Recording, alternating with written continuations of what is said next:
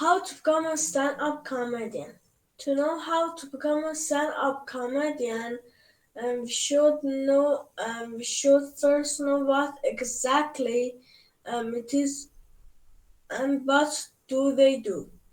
What is stand-up comedy? Stand-up comedy is a comedic performance to a live audience in which the performer addresses the audience directly from the stage. What does a stand-up comedian do? The main job of to entertain the audience and make people laugh. Steps for beginners to become a comedian. 1. Write down the ideas in notebook. Take notes as funny thoughts come to you.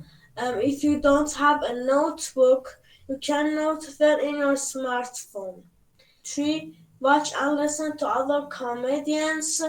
Watch other famous and big stand-up comedians show and take notes. You can learn a lot of them. 4. Select a performance style. Choose a style of stand-up performance that suits your jokes and your own personality. For example, you want to be energetic or want to have angry character. 5. Do not forget to memorize your lines and jokes. 6. Ask for feedback from friends and family. Once you think you are ready, do your performance in front of your friends and family, and ask for their feedback. 7. Start performing at open mics as soon as possible.